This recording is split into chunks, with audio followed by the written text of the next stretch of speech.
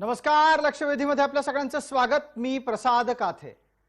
दिवाळी जवळ येतेय, नवरात्र सरलेलं आहे आणि एक अत्यंत धोक्याची सूचना देणारी बातमी आली आहे ती नाशिकमधून. नाशिकमधून गेल्या 2 दिवसात अचानक कोरोना बाधितांची आकडेवारी वाढल्याचं नमूद होत आहे. गेले 2 दिवस 250च्या जवळपास कोरोना बाधित नोंदवले गेलेले आहेत आणि नाशकातून जे काही घडतंय त्याची ही फक्त आणि फक्त सुरुवात आहे असंही तज्ञांना वाटतंय. कारण जी परिस्थिती नाशकात आहे ती आसपासच्या भूभागात असू शकते. ती काल परवा नागपूरला होती, उद्या परवा ती औरंगाबादला असू शकते. ही सुद्धा चिंता सर्व आरोग्य विश्लेषकांना आहे. एका बाजूला कोरोना विषयक अशा प्रकारचा स्फोट हा एका छोट्या परिसरात जरी दिसत असला तरी त्याचं प्रसाराचं कारण आणि प्रसाराचं निमित्त हे लपून राहणार नाही. कारण येत्या दिवसात दिवाळीच्या निमित्तानं स्वाभाविकरित्या माणसांची ये-जा वाढेल, लोकांचं परस्परांमध्ये मिसळणं वाढेल आणि पर्यायानं साथ संक्रमणाला आयतं आमंत्रण मिळू शकतं. राज्य सरकार टास्क फोर्सची चर्चा करणार आहे. मवियाच्या माध्यमातून यंदाच्या दिवाळीत निर्बंध मुक्त केले जातील असे संकेत मिळत असताना लोकांना स्वतःच्या तब्येतीची काळजी घेण्यासाठी अधिक जागरूक करत राहणं ही आमची जबाबदारी आहे. तुम्हाला आत्तापर्यंत लसीचे 2 डोस मिळाले असतील तरीही धोका टळलेला नाही हे सुद्धा सांगायला हवं. कोरोनाच्या बाबत जागरूक राहायलाच हवं. आत्तापर्यंत जे जे पथ्य सांगितलंय ते पाळायला हवं. याची आठवण सुद्धा एक जबाबदार माध्यम म्हणून जय महाराष्ट्रला करून द्यावंसं वाटतं. आणि त्याचसाठी आजच्या कार्यक्रमातली चर्चा आहे, सावधान, कोरोनाचा संसर्गाचा धोका तरुणांमध्ये कायम आहे.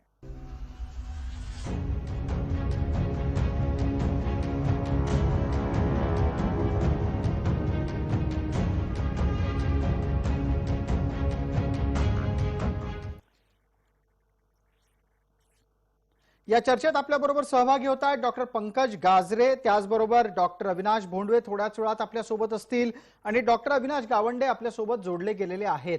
या मान्यवरांचं चर्चेत स्वागत करू. माझा थेट आणि पुढचा प्रश्न आताच्या घडीला डॉक्टर अविनाश गावंडे यांना आहे.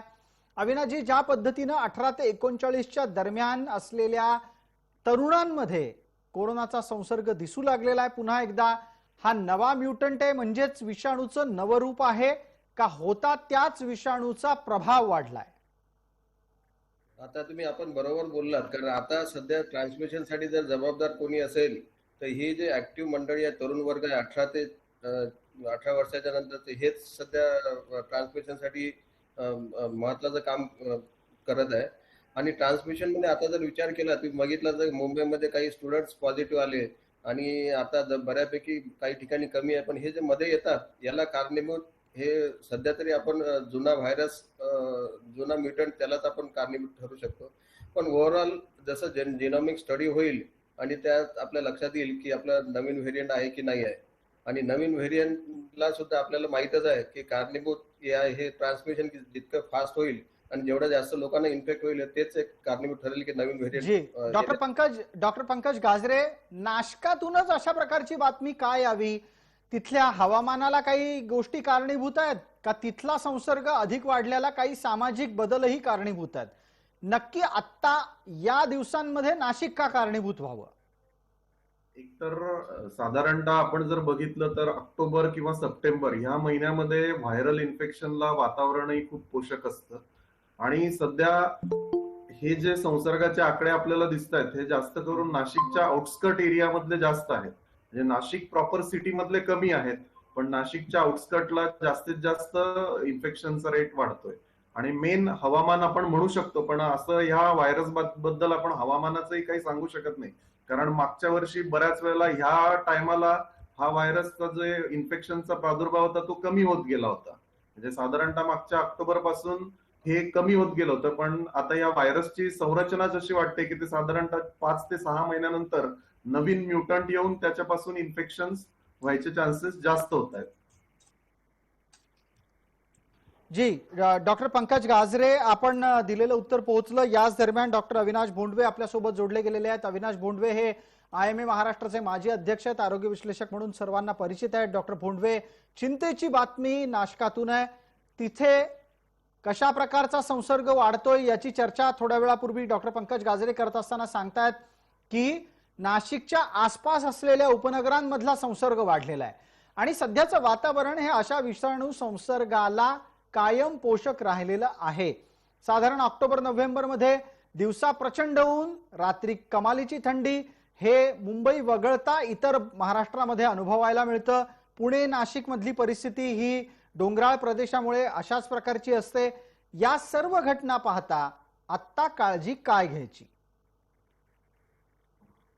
तुमचं म्हणणं अगदी बरोबर आहे। हवामान अतिशय बदलतं होतं, अशामध्ये विषाणूंना अतिशय पोषक असतं आणि त्यामुळे विषाणूंची संख्या वाढते।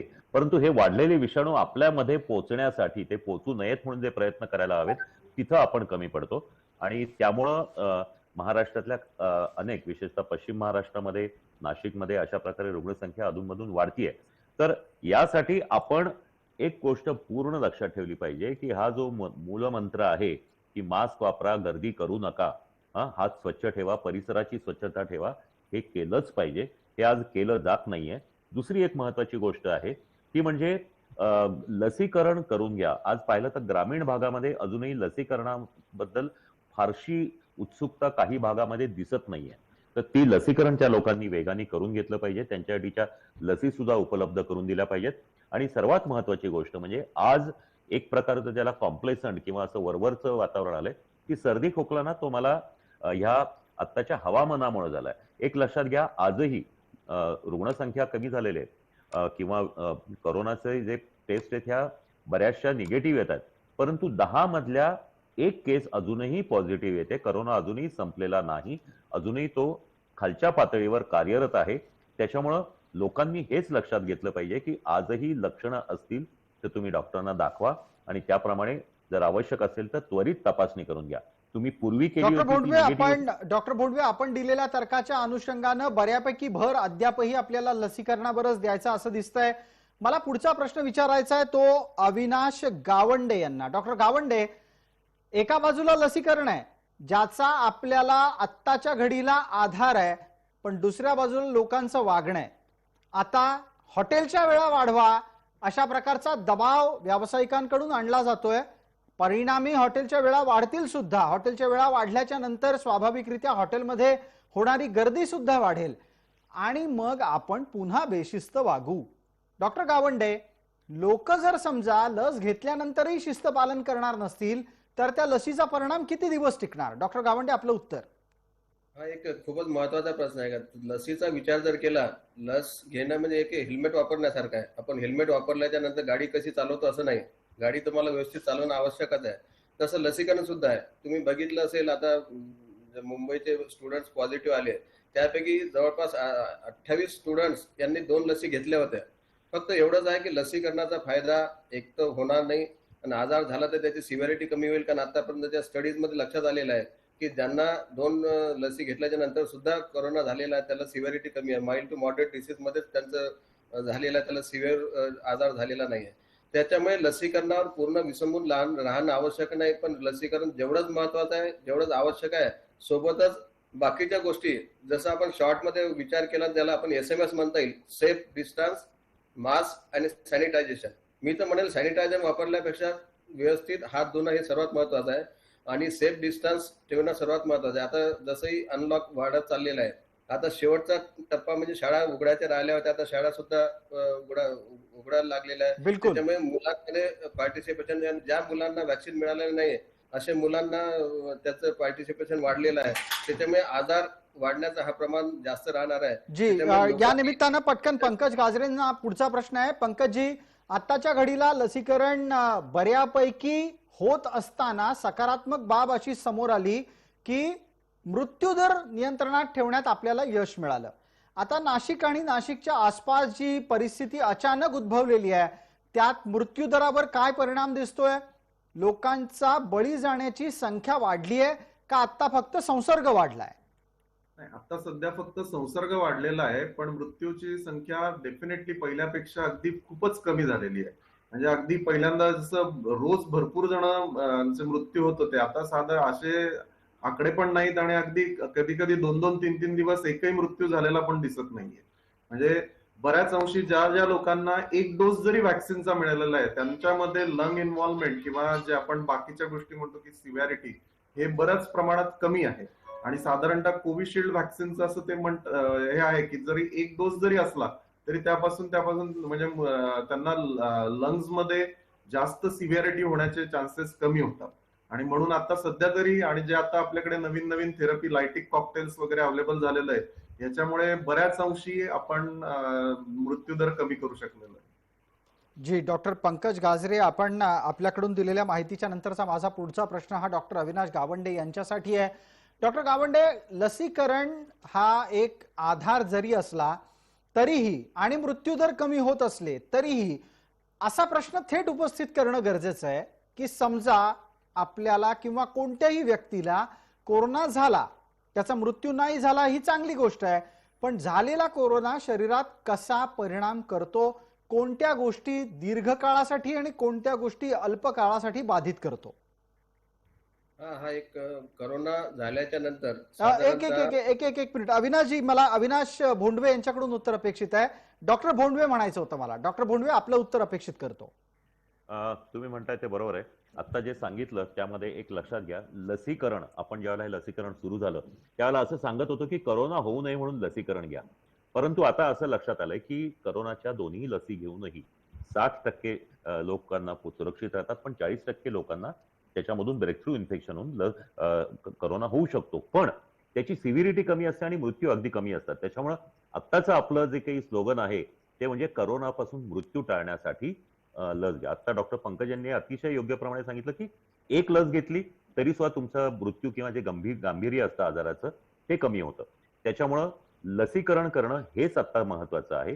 आणि दुसरं तुम्ही जे म्हणालात त्याप्रमाणे इथून पुढे लसीकरण वाढवणं हेच आपल्या हातात आहे आणि आपले हे जे नियम आहेत हेही पाळणं आपल्याला आवश्यक आहे.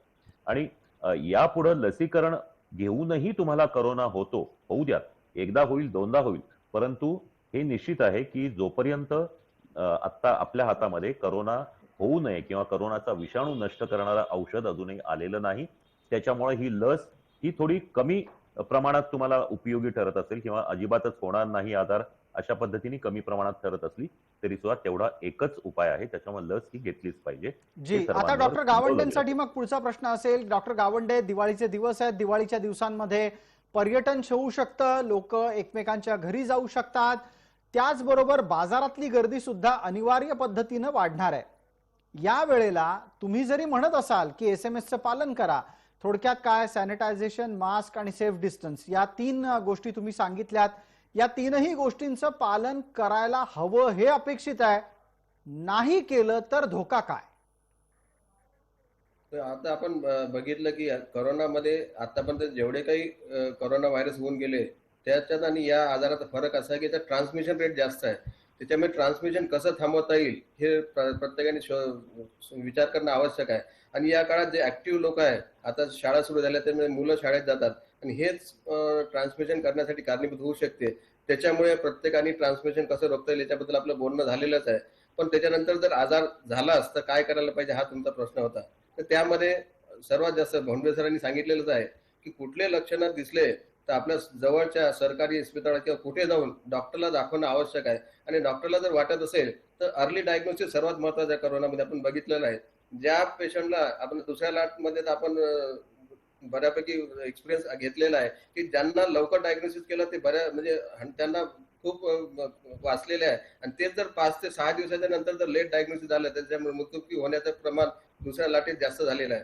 त्याच्यामुळे लवकरात लवकर डॉक्टरला दाखवणे, अर्ली डायग्नोसिस करणे, पॉझिटिव्ह आल्याच्या नंतर आपल्यापासून आपल्या घरच्या नियर अँड डिअर किंवा आजूबाजूच्या लोकांना होऊ नये म्हणून स्वतःला गृह विलगीकरण आधी होतं, पण आता आमच्या नागपुरात होम आयसोलेशन नाही आहे, त्याला एक इन्स्टिट्यूशनल आयसोलेशन आहे. तिथे राहणं म्हणजे जेणेकरून आपल्यामुळे दुसरं जरी आता यावेळेस ठीक, may be because of vaccination आजार कमी होते, पण ट्रान्समिशन होऊ नये त्यासाठी सगळ्यांनी प्रयत्न करणं हे सर्वात महत्वाचं. जी, डॉक्टर पंकज गाजरे, आपल्यासाठीचा पुढचा प्रश्न असा आहे की मग या स्थितीत लोकांनी भले लसीकरण झालेलं असेल तरीही गर्दीत जायची जर वेळ आली तर गर्दीतून परतल्यानंतर काय काय करावं? आपल्याला आठवत असेल कोरोनाच्या अगदी पहिल्या टप्प्याला आपण वारंवार लोकांना सांगत होतो की घरात आल्यानंतर सगळ्यात आधी ज्या ज्या वस्तू तुम्ही बाहेरून आणलेल्या आहेत त्याची स्वच्छता गरजेची आहे, स्वतःची स्वच्छता गरजेची आहे. आता थंडी येऊ घातली आहे, उन्हाळा अद्यापही ऑक्टोबर हीटचा कायम आहे. अशा वेळेला वाफ घेणं गरजेचं आहे का? हाताची स्वच्छता, शरीराची स्वच्छता कितपत गरजेची आहे, याबाबत एक वैद्यकीय तज्ज्ञ या नात्यानं तुमचं मार्गदर्शन अपेक्षित करतो. डॉक्टर पंकज गाजरे यांच्याकडून उत्तराची अपेक्षा आहे. आपण हे पूर्वीपासून सांगत आलेलोच आहे. बाहेरून आल्यानंतर आपण जे काय बाहेरून आणलेला सामान असेल हा नाहीतरी निदान 6-8 तासासाठी तरी बाहेर ठेवावा आणि त्याचं विलगीकरण करावं, जेणेकरून त्याच्यापासून इन्फेक्शन होणार नाही. आणि आपण बाहेरून आल्या आल्या सर्वात पहिल्यांदा आपले कपडे आपण जिथे चेंज करून घेतले पाहिजे आणि आपण हँड सॅनिटायझेशन किंवा पूर्ण आंघोळच करून घेतली पाहिजे. आपल्या घरात जर विशेषतः वयोवृद्ध लोक असतील आणि ज्यांना कोणाला डायबिटीस असेल किंवा ज्यांना काही क्रॉनिक डेबिलिटेटिंग आजार असतील, म्हणजे हृदयाच्या निगडीत किंवा किडनीशी निगडीत काही आजार असतील, तर अशा लोकांना इन्फेक्शन होण्याचे आणि त्यापासून अजून सिरियसनेस होण्याचे चान्सेस जास्त असतात. म्हणून अशा वेळेला हे आल्या आल्या आपण स्वच्छ एकतर पाण्याने आंघोळ करून घेतली पाहिजे साबणाने आणि त्यानंतरच आपल्या घरातल्या इतर लोकांच्या संपर्कात यायला पाहिजे. आणि आपण आताही बघितलं तर बाहेर ज्यावेळेला लोक गर्दीमध्ये जात आहेत त्यावेळेला ते सोशल डिस्टन्सिंगचा तर फज्जा उडालेलाच आहे, पण साधा मास्क सुद्धा कोणी लावत नाही. मास्क सुद्धा लावल्यानंतर तो जास्त करून त्या नाकापेक्षा तोंडाच्या खालीच त्यांचा असतो, म्हणजे आपल्या हुनोटीवर वगैरे असा असतो. आणि स्टाईल मध्ये फक्त कोणी समोर आलं, कोणी काही टोकलं की तो फक्त नाकावर लावतात. आणि सर्रास जर पेरिफेरीला जर बघितलं आपण ग्रामीण भागामध्ये, तो कोणीही मास्क वापरत नाहीये आणि त्यामुळेच हे ग्रामीण भागात इन्फेक्शनचं प्रमाण जास्त वाढलेलं आहे. आणि बिलकुल डॉक्टर पंकज गाजरे, आपण आपल्या या कार्यक्रमाच्या निमित्तानं लोकांना जागरूक करायचा प्रयत्न केला. एक जबाबदार वाहिनी या नात्यानं आणि माध्यमातला महत्वाचा घटक या नात्यानं जय महाराष्ट्र याबाबत सातत्यानं जनजागृती करत राहील. लोकांना भलेही आवडत नसेल तरी पण सांगत राहणं हे आमचं काम आहे. आपण सर्व वैद्यकीय क्षेत्रातले तज्ज्ञ या निमित्तानं आमच्या सोबत आहात, ही अत्यंत समाधानाची बाब आहे. कडू औषध हे आवडत नसताना सुद्धा डॉक्टर देत राहतात, कारण ते कधी कधी तात्काळ गुणकारी असतं आणि ते गरजेचं सुद्धा असतं. कोरोनावरच्या लक्षवेधीच्या चर्चा याचसाठी गरजेच्या आहेत, कारण त्या माध्यमातून आपण लोकांना आठवण करून देतोय की कोरोना गेलेला नाही, तुम्हाला शिस्त पालन गरजेचं आहे. आज या चर्चेत आपण सर्व मान्यवर सहभागी झालात त्याबद्दल आपले मनपूर्वक आभार. लक्षवेधीमध्ये तूर्तास इतकंच. सर्व प्रेक्षकांना जय महाराष्ट्र.